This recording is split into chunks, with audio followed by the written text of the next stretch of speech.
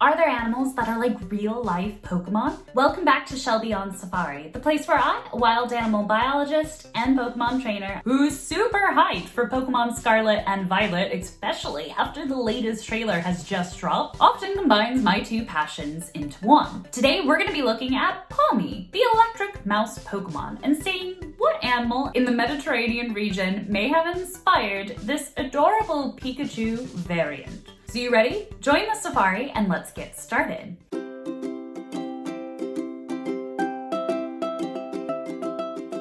First up, what do we know about Pawmi? Well, it turns out not that much.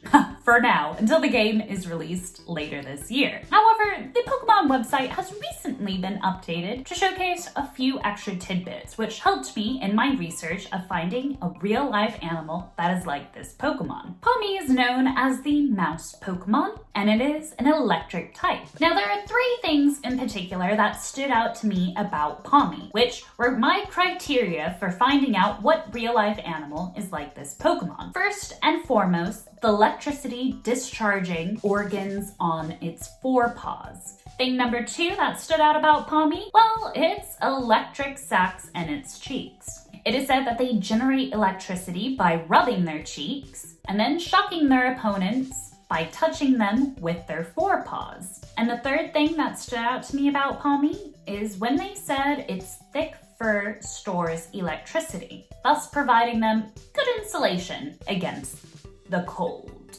Now, the website also mentioned a behavioral characteristic. It seems that Pawmi may be a bit uneasy and prepares to attack in advance by rubbing their cheeks and preparing to discharge electricity. Now, instinctively, based on the Pokedex entry stating that Pawmi is a mouse-type Pokemon, should come as no surprise that the first two animals that I looked at were the yellow-necked mouse and the harvest mouse, both of which are found throughout Europe. However, hot take here on Shelby on Safari, I went for the Alpine Marmot. Yep, that's right.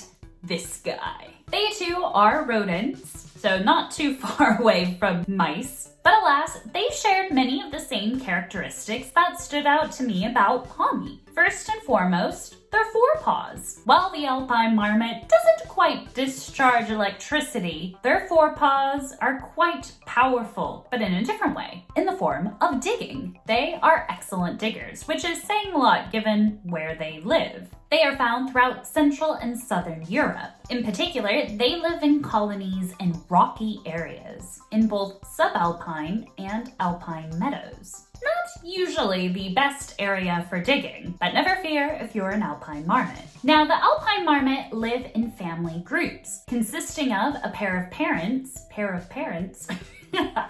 oh boy, a pair of parents and 10 to 20 offspring. Now, if you're in the family, you're in the good books and will be greeted with a nose-to-nose greeting. Quite friendly, right? But if you're a stranger to the Alpine Marmot family group, well, chances are they'll be quite hostile to you. Stranger danger is real in the Alpine Marmot world, and females, especially those who are protecting their young, will take some interesting tactics to scare off said strangers. Enter in the second characteristic of Pawmi. Remember, their cheeks? Well, the Alpine Marmot females will smear secretions from their cheek glands onto trees and rocks to scare away others, to say, whoa, whoa, whoa, back off, this is my territory. Now, while Alpine Marmots are diurnal, they spend a lot of time catching some Z's. Now, remember that thick fur of Pawmi's? Well, it appears that the Alpine Marmot does indeed also have quite the thick fur. The cold never bothered them anyway, especially if, well, you're hibernating, which is in fact what the Alpine Marmot does. For up to 9 months of the year, the Alpine Marmot spends its time in hibernation mode. Which, by the way, if you missed my video on really interesting animal hibernators that you need to know more about, check out the video up here or down in the description down below after this video. But that's not all that makes the Alpine Marmot like a real-life Pokemon. They have the amazing ability to be able to eat plants that most other mammals would find poisonous. But I gotta say, as a wild animal biologist, one of my favorite aspects of the Alpine Marmot is its communication skills. After reading some interesting studies, it appears that the Alpine Marmot is quite good at communicating with others, kind of like meerkats. You know how they have a sentinel that stays guard and communicates with the other meerkats of when a predator is nearby? The Alpine Marmot does something similar. They have a wide repertoire of calls to communicate with others. Now here's where it gets interesting. There are actually 14 different living species of marmot found throughout the world, but all marmots don't communicate the same way. Turns out there's some regional differences, in particular between the Alpine marmot and the North American marmot species. Turns out there's no correlation between